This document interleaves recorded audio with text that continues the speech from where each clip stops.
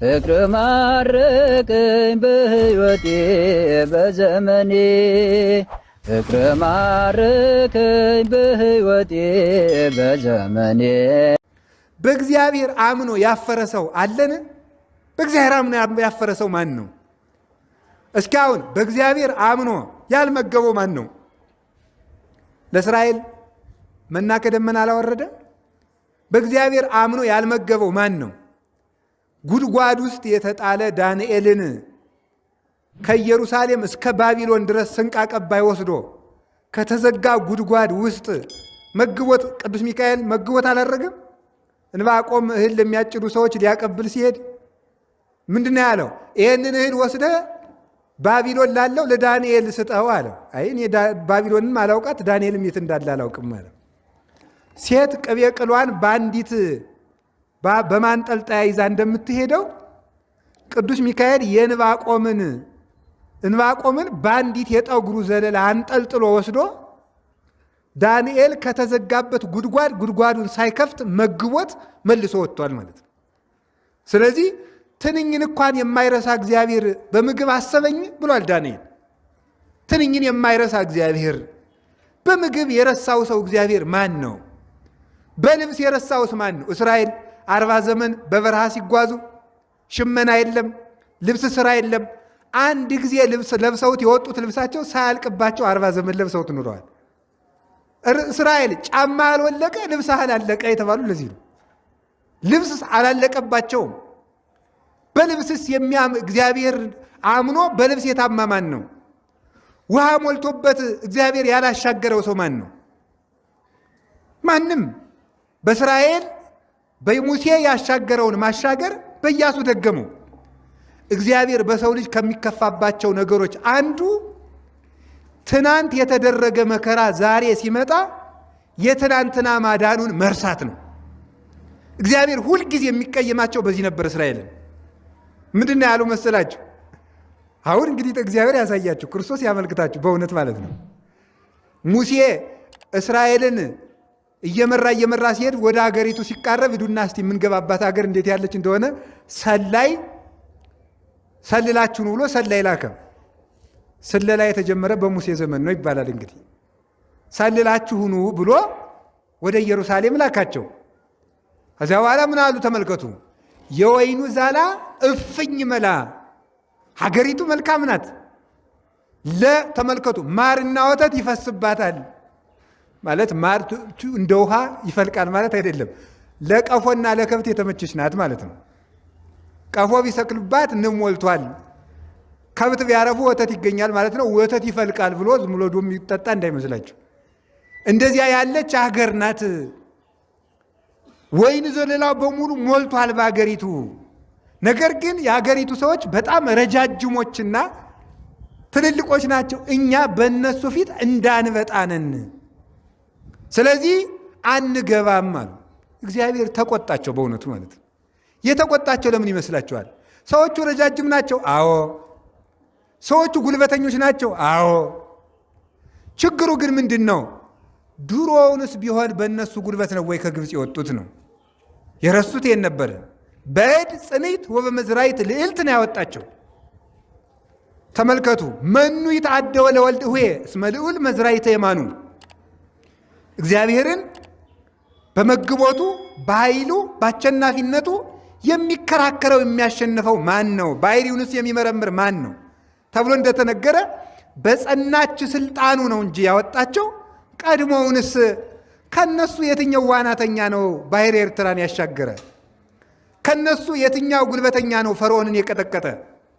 ከነሱ የትኛው ነው የፈርዖንን ሰረገሎች የመታቸው? ከነሱ ማን ነው ወደ ደመና ወጥቶ መና ያወረደ? ከነሱስ መካከል ማን ነው አለቱን ሰንጥቆ ውሃ ያፈለቀ? ቀድሞስ ቢሆን በእናንተ ጉልበት ነበር የወጣችሁት ብሎ እግዚአብሔር ከፋው። እግዚአብሔር ከፋው ማለት እንደ ሰው ያኮርፋል ማለት አይደለም ይላል ቅዱስ ቄርሎስ። እግዚአብሔር ማለ ማለት እኛ ገብርኤልን እግዚአብሔርን እንደምንለው እግዚአብሔርም እኔ እንደዚህ ብሎ ይምላል ማለት አይደለም። ቃሉን አጸና ማለት ነው። የእግዚአብሔር መሐላው ቃሉ ነው ይላል።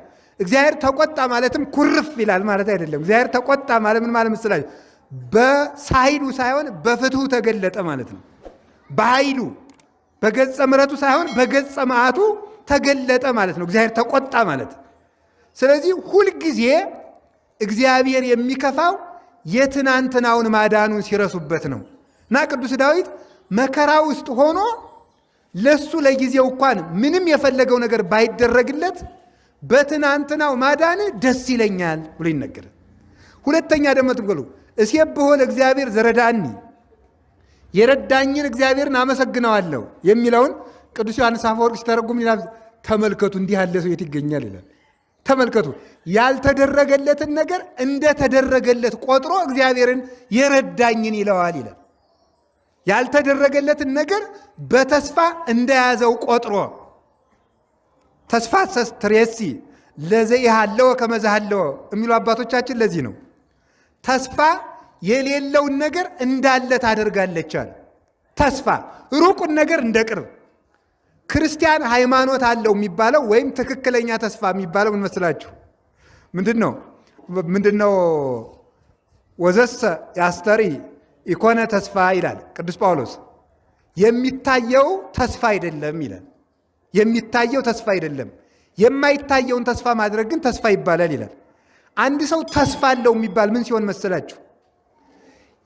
ያልተደረገለትን ነገር አሁን እንደተደረገለት የሚቆጥር ሰው ነው። አባቶቻችን ለጌታችን ለመድኃኒታችን ለኢየሱስ ክርስቶስ በዕለተ ልደቱ የቀረቡለትን 3 የአምሃ ስጦታዎች ወርቅ፣ ዕጣን፣ ከርቤን ሲተረጉሙ ዕጣንን በምንድን ነው የሚተረጉሙት? ዕጣን በተስፋ ይተረጉሙታል። ዕጣን ከሩቅ ይሸታል። ተስፋን የሌለውን እንዳለ ያልያዝነውን እንደያዝ ነው። ሩቁን ቅርብ ታደርጋለች፣ መከራን ታስርሳለች። አያልኩ ተመልከቱ። ቅዱስ ዳዊት ለምሳሌ ምን ያደርግ ነበረ?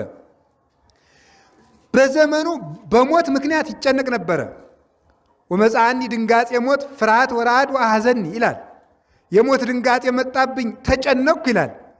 ግን ደግሞ ተመልከቱ ሞትን ይፈራና ደግሞ ሞትን ይንቀው ነበረ። በምን ምክንያት? ዘልፈ ርእዮ ለእግዚአብሔር እስመ በየማኔ ውእቱ ከመ ይትሐወክ። ነገር ግን ሞት እንዳያውከኝ እግዚአብሔርን ሁልጊዜ አየዋለሁ ማለት ክርስቶስን በስጋው ተገልጦ ሙስና መቃብርን በመቃብር አጥፍቶ መርገብን ሽሮ ሲነሳ አየዋለሁና አሁን ብሞትም ሞት አያስጨንቀኝም ማለት የሩቁን ወደ ቅርብ አምጥቶ። ስለዚህ ተመልከቱ ተስፋ ያቀልሎ ለምንዳቤ የሚል ዜና አበው ለዚህ ነው። ተስፋ መከራን ያቀላል ብሎ ይነገራል። ተስፋ መከራን ያቀላል። የሚታየውን ሳይሆን የማይታየውን ዕንባቆምን ስታዩት ተመልከቱ። ምድርም ባታፈራ ወአሊምትኒ እይትረከቡ በውስተ ጎል፣ ከብቶችም በበረት ባይኖሩ ምድርኒ እትፈሪ፣ ምድርም ባታፈራ ምድርኒ ትገብር ሲሲተ፣ ምድርም ባትመግብ ይሄ ሁሉ ነገር ባይሆን አለ። ተመልከቱ ወአንሰ እትፌሳህ በእግዚአብሔር፣ እኔ ግን በእግዚአብሔር ደስ ይለኛል አለ። በሚታየው ነገር የሚታየው ነገር በመጉደሉ ፈጽሞ አይከፋኝም። ለምን? እግዚአብሔርን ተስፋ አደርገዋለሁ። እንግዲህ ምግባር ባይኖር ትሩፋት ባይሰራ ወአሊምትኒ እይትረከቡ በውስተ ጎል፣ ሌላው ቀርቶ ይላል። ተመልከቱ እንዴ አንድ ከባድ ተስፋ ላሳያችሁ ነው። የቅዱስ ዳዊትን ተስፋ የሚመስል የዕንባቆም ተስፋ ከብዙ በተስፋ ከሚደነቁ አበው መካከል አንዱ ትልቁ ዕንባቆም ነው። ወአሊምትኒ እይትረከቡ በውስተ ጎል ያለው ምን መሰላችሁ? መምህራን እንኳን ከመምህርነታቸው ቦታ ቢጎሉ ማለት ነው። መምህራን ከመምህርነታቸው ቦታ ቢጎሉ እንኳን በውስተ ጎል፣ በረት የተባለ የምዕመናን ልቡና ነው። ተመልከቱ በሬ የተባለ ደግሞ ምንድን ነው? በሬዎችም ከበረታቸው ቢታጡ እኔ በእግዚአብሔር ደስ ይለኛል። በሬዎች ከበረታቸው ማለት ተመልከቱ በሬ ጠፍቶ ፍግ ባይጥሉ መሬትም ባታፈራ ተመልከቱ ዘይትም ዘይትነቷ ቢቀር ማለት ነው ፍቅርም ብትጎል ምግባርም ቢጠፋ። ስለዚህ ተመልከቱ የበሬዎችን ፍግ አይደለም እያለ በረት የሰው ልብ ነው። በሬ የተባሉ መምህራን ናቸው። በሬ መሬቱ እንዲያፈራ የሚጥለው ፍግ ምንድን ነው? ቃለ እግዚአብሔር ነው። ወአሊምትኒ እይትረከቡ በውስተ ጎል ማለት መምህራን ከመምህርነታቸው እንኳን ቢጎሉ ወአንሰ እትፌሳህ በእግዚአብሔር አምላኬ፣ እኔ ግን በአምላኬ ደስ ይለኛል። ያ ማለት ምን ማለት መሰላችሁ? ከባድ ተስፋ የተባለ ለምንድን ነው? በጣም የተማመንባቸው ሰዎች እንኳን ሃይማኖታቸውን ጭምር ቢክዱ ነው ተስፋ የሚባለው እሱ ነው። ታላላቅ ሰዎች እንኳን ቢሳሳቱ፣ ንጹሕ ያልናቸው ቢረክሱ፣ ሊቅ ያልናቸው ቢደነቆሩ፣ አማኞች ያልናቸው ቢክዱ፣ ለጋስ ያልናቸው ቢነፍጉ፣ መናኝ ያልናቸው ወደ ዓለም ቢመለሱ፣ መሪ ያልናቸው እነሱ ከመምራት ጎለው ከተመሪነትም አንሰው ቢገኙ፣ ከመጻሕፍትም ቢጎሉ፣ ሁሉም ቢጠፋ እትፌሳ በእግዚአብሔር። አሁን እኮ ሰው ሁሉ ተስፋ ቆርጧል። እንደዚህ አሁን ሆኗል። አሁን መምህራን ከመምህርነታቸው ቦታ ጎድለዋል። መምህር ታጥቷል። አልታጣም በእውነቱ ማለት ነው። ስለዚህ ተመልከቱ፣ መምህራን ከመምህርነታቸው ቦታ ሳይጎሉ ጉባኤ ሳይታጠፍ ዛሬም እንኳን ማንን እንከተል ይላል ሰው። ደግሞ ሰው በየመንደሩ የየራሱን መምህር እያበጀ በጥብጧል። መጀመሪያ ማንን ተከትላችሁ ነው ዛሬ ማንን እንከተል የምትሉት? በጣም በጣም በጣም ነው የሚያሳዝነው በእውነት ማለት ነው። አሁን በዚህ ዘመን ስታዩት እያንዳንዱ ሰው የራሱ መምህር አለው። መምህር ገሌ መምህር ገሌ መምህር ገሌ። አንድ ሊቅ ምን ብለዋል መሰላችሁ? ሕዝብ መምህር ያደረገው ሰው እደኛ ነው አሉ። ምን መምህር ያደረገው ነው ያልኳችሁ? አቤት ምን እንግዲህ አንድ ሊቅ ቅኔ ተቀይተው ሲወጡ ይባላል አይደለ? የኔታ እንዲያው በጣም በጣም በጣም በጣም እኔ በጣም ነው ደስ ያለኝ ዛሬ የተቀኙት ቅኔ ቢሏቸው ምን አሉት ነው የተባለ? አንተ ከሰማሁማ ምኑን ተቀኘሁት አሉት ተብሏል አይደለም? አንተ ከሰማሁማ ቅኔው ተበላሽቷል ማለት ነው አሉት ተብሏል አይደለም? ምን ማለት ይመስላችሁ? ሕዝብ መምህር ያደረገው ሰው እደኛ ነው ማለት ሊቅ። በቃ እኛ አንድ ነገር የጠቀሰልንን አንድ ነገር ያደነቀልንን ወይም ደግሞ አንድ ሰው የተሳደበልንን ሊቅ እንላለን ማለት ነው። የየራሱ መምህር ሰው ዛሬ የራሱ ባይታዊ ያለው፣ የራሱ መነኩሴ ያለው፣ የራሱ መምህር አለው። አንዳንዱ ደግሞ የራሱ ጳጳስ። እኔ የአቡነ ገሌ ተከታይ ነኝ፣ እኔ የመምህር ገሌ ተከታይ ነኝ፣ እኔ የዲያቆን ገሌ ተከታይ ነኝ፣ እኔ የገሌ ገሌ ተከታይ ነኝ እያለ ሰው የየራሱን መምህር እያደራጀ አልቋል በእውነቱ ማለት ነው። ነገር ግን ምን ማለት መሰላችሁ? ቁሞ ምን ማለት ነው? የጸናውን ማሰብ። እንዲሁም እኮ ቅዱስ ጳውሎስ እኮ አለ እርቱ ትጽንዑነ። እናንተ የቆሮንቶስ ሰዎች ቢጽ ሐሳውያን ሲያሳስቷችሁ ለነሱ የምትመልሱት መልስ ብታጡ እንኳን ቆይ መምህሮቻችን ይምጡ አትሉም ወይ አለ። እስኪ በሉ ቆይ መምህሮቻችን ይምጡ በሉ። ቆይ እንጂ ጳውሎስ ይምጣ ብላችሁ አትቆዩኝም? እናንተ መልስ ባይኖራችሁ እኔ እስከምመጣ አትቆዩም አለ። መጻሕፍት ተመልከቱ፣ አሳሳች ሐሳብ የሚያስተምሩ ሕዝብ የሚያደናግሩ ቤተ ክርስቲያንን ለሁለት የሚከፍሉ ሰዎች ድንግርግር ሲገባችሁ ምንድን ነው ማለት ያለባችሁ? እናንተ በዚህ ዘመን ማንን እንመን? እገሌ እንዲህ አልሆን እገሌ እንዲህ አልሆን ይላል። አሁን ብድግ ብሎ ለምሳሌ ተመልከቱ። አሁን አንዱ ብድግ ብሎ የኮሮና ክትባት ኃጢአት የለውም ይላል። አንዱ ደግሞ አንዱ ብሎ የተከተብሽ ወዮልሽ ይላል። ደግሞ አንዱ መጡ ማለት ነው። ከዛ ሰው ምን ይላል? ማንን እንመን? መጀመሪያ ማን እመኑ ብሏችኋል? መጀመሪያ እውነቴን ነው የምነግራችሁ ማለት ነው። መጀመሪያ ማን እመኑ ብሏችሁ ነው ያመናችሁ? ከልቤ ነው የምነግራችሁ። ሲጀመር እኔ በሕያው እግዚአብሔር ይዣችኋል። እውነቴን ነው። መምህር የሚባለው በቤተ ክርስቲያን ከጉባኤ ቤት ውሎ አትሮንስ ገጭቶት መምህራን የመረቁት ነው መምህር የሚባለው ማለት ነው። አንብቦ የሚሰብክ ሰው መምህር አይደለም ሲጀመር ማለት ነው። መምህር ለመባል መምህራን ተመልከቱ። በረከተ ሙሴ በኢያሱ፣ በረከተ ኤልያስ በኤልሳ፣ በረከተ እግዚእነ ኢየሱስ ክርስቶስ በሐዋርያት፣ በረከተ ጳውሎስ በጢሞቴዎስ፣ በረከተ ጴጥሮስ በማን በቀሌምንጦስ ላይ እንዳደረ እንዲሁ በረከት ይደርብህ። ጉባኤ አስፍተህ ተመልከቱ። ጻዲዳን አርጋብን መልተህ ጉባኤ አስፍተህ እንድታስተምር ፈቅጄልሃለሁ። እግዚአብሔር ደቀ መዛሙርቱ መልቶ ደስ ያሰኝህ ብለው ብሉያት አዲሳት አስተምረው መርቀው የሰደዱት ሰው ነው መምህር የሚባል።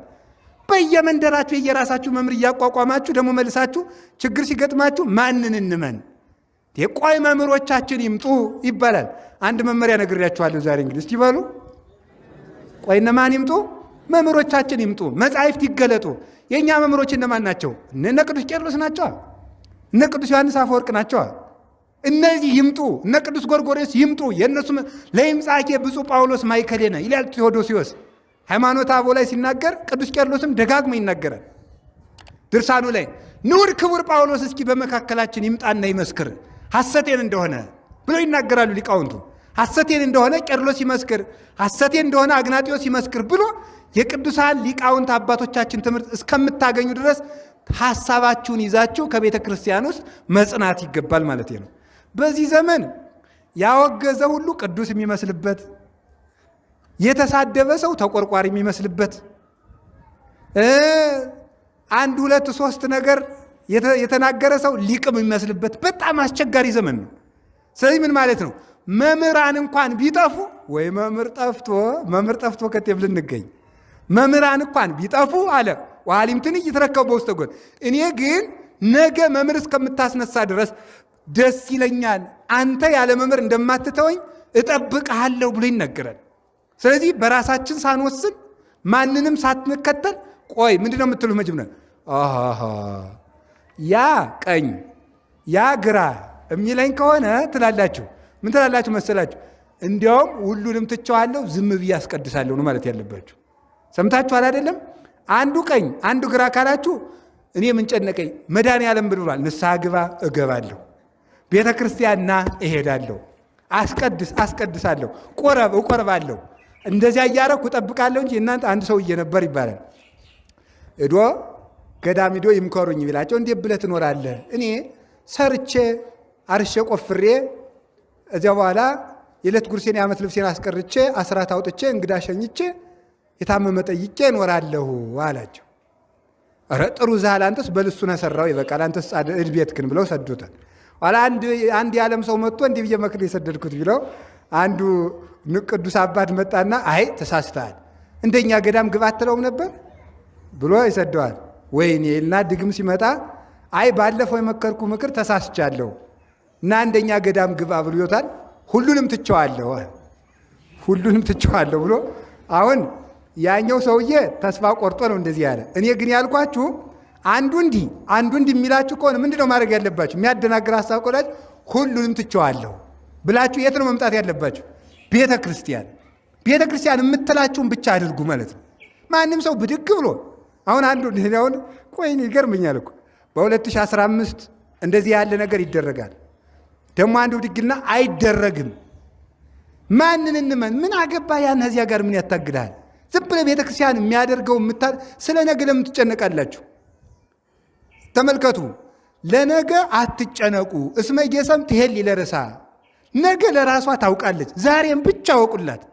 ዛሬን ስለማዋላችሁ ስለማደራችሁ ነው ማሰብ። ማንም እየተነሳ ባፋቸለ ቁጥር በማንም ሐሳብ መንዳት የለባችሁም። ስለዚህ ተስፋ ማለት እኛ ትልቅ ያልናቸው ሰዎች እንኳን ቢሳሳቱ አይ እነገሌ ከዱማ ገሌ ምን ዋጋለን ማለት አይደለም። ቀጥ ብሎ አሉበት ቦታ መቆም። ቀሲስ ፎላ የሚባል ሰው ነበረ። ቀሲስ ፎላ ደናግልን አስተምሮ ክርስትና አጥምቋቸዋል። ክርስቲያን ካረጋቸው በኋላ አላዊ ንጉሥ መጥቶ ገንዘብ እሰጥሃለሁ እነዚህን ሴቶች አሳስትልኝ፣ ክርስቶስን ካዱ በላቸው አለው። ካዱ አላቸው። አይ እኛ አንድ ጊዜ የክርስቶስ ሙሽሮች ነን እንግዲህ አንመለስም አሉት። እኔ ግን ልክር ነው አላቸው። ይብላልኝ ለአንተ የመንግሥተ ሰማያትን ጣዕም ቀምሰህ ምረረ ገሃነም ለሚገባ እንጂ እኛስ ክርስቶስ እንከተላለን። ኋላ ተመልከቱ፣ ቀሲስ ፎላ ገንዘቡን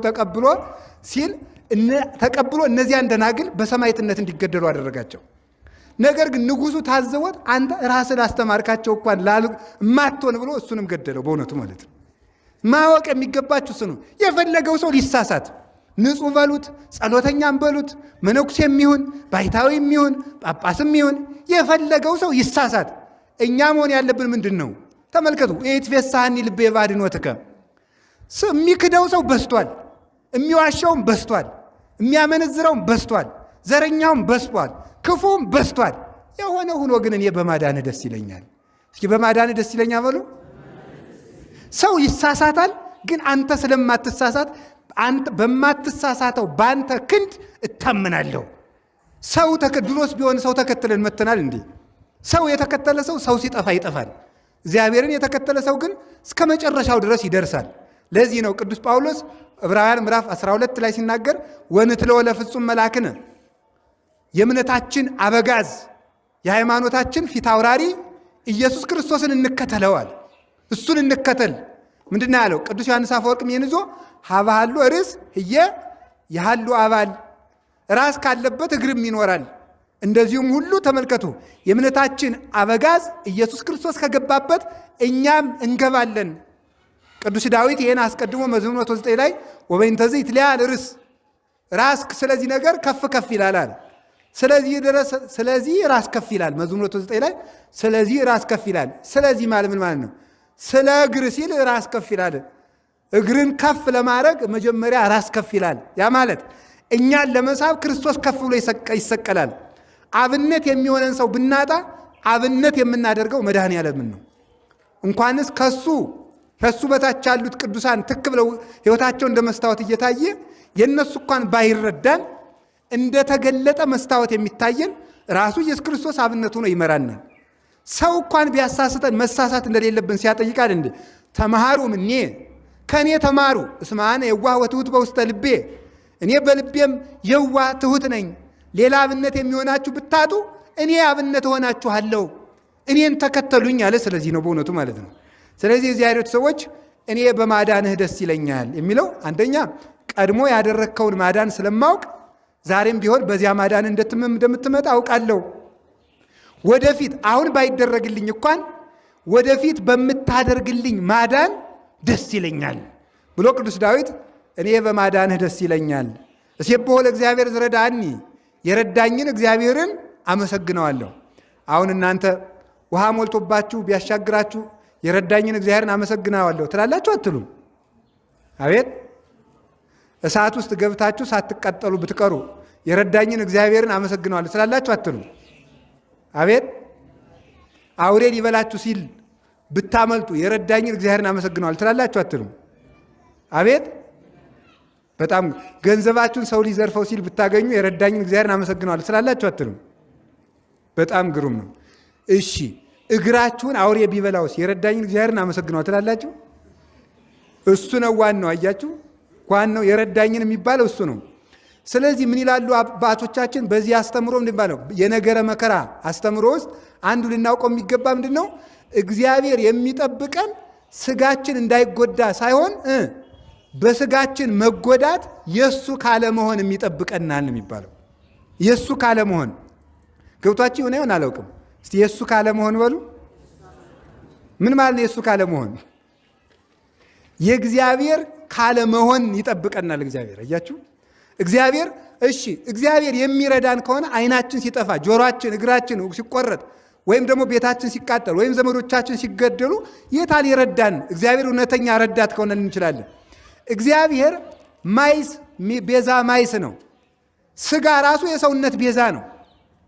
የነፍሳችን አይን ጠፍቶ እግዚአብሔርን እንዳንክድ የስጋ አይናችን አጥፍቶ የነፍሳችን አይን ሊያበራው ይችላል እግዚአብሔር።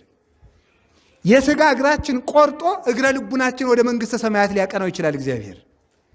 የስጋ ቤታችን አቃጥሎ እግዚአብሔር የሰማይ ቤታችን ይሰራዋል። አይዳው ድኩማት ያሐንጻ እሎንተ አብያተ፣ ደካማ እጆች የብርሃን ቤትን ይሰራሉ። ደካማ እጆች ነዳያን እኮ ናቸው። በብርድ በሐሩር በቁር የቆሰሉ እጆች ግን ቁራሽ እንጀራ ለሰጣቸው ለሀብታሙ ለባለጸጋው እጅ የብርሃን ቤት ይሰሩለታል። እሱ ከጭቃ ከድንጋይ ቤቱ ቁራሽ አውጥቶ ይሰጣቸዋል። እነሱ በቁራሽ እንጀራ የብርሃን ቤት ይሰሩለታል። ስለዚህ አይዳው ድኩማት ያሐንጻ እሎንተ አብያተ፣ ደካማ እጆች የሰማይ ቤትን ይሰራሉ። ስለዚህ ተመልከቱ፣ እግዚአብሔር የሚረዳን ሰውነታችን በማዳን ብቻ ነውን ቢሉ አይደለም። ሰውነታችን ገብረን ሰውነታችን ለዘላለም በማዳንም እግዚአብሔር ይረዳል። የእግዚአብሔር ረዳትነት የሚባለው እሱ ነው ማለት ነው። ለዚህ ነው ሰለስቱ ደቂቅ ሰዓት ውስጥ ሲገቡ አንክድም እግዚአብሔር ያድነና ካሉ በኋላ ምንድን ነው ያሉት? ባያድነንም ግን ለጣዖቱ እንደማንሰግድ ማወቅ አለብህ አሉት። ከሰዓቱ ያላዳነን ስጋችን አቃጥሎ ነፍሳችን ነፃ ሊያወጣ ስለፈለገ እንጂ እግዚአብሔር አቅቶት ተስኖት ስላልሆነ ከሰዓቱ ባንወጣም ግን ላንተ ጣዖት ግን እንደማንሰግድ እወቅ። ምክንያቱም ሃይማኖት ማለት ሁልጊዜ እኛ ለጎደለብን ነገር መልስ መስጫ ብቻ አይደለም። ሃይማኖት ማለት ምን ማለት ነው? የጎደለብን ነገር ለነፍሳችን ጉድለት እንዳያመጣ መጠበቁም እግዚአብሔር ይሄ ምን ይባላል? ረዳትነቱ ይባላል። የረዳኝን እግዚአብሔርን አመሰግነዋለሁ። ሁላችንንም የረዳንን እግዚአብሔርን እናመሰግነዋለን። እሺ አሁን ባለንበት ሁኔታም አንደኛ እስካሁን ስለረዳን፣ ሁለተኛ ወደፊት ስለሚረዳን ነገር እግዚአብሔር የተመሰገነ ይሁን። እስካሁን ስለረዳን ወደፊትም ስለሚረዳን ነገር እግዚአብሔር የተመሰገነ ይሁን። ፍቅር ማረከኝ በሕይወቴ በዘመኔ እግዚአብሔር ለኔ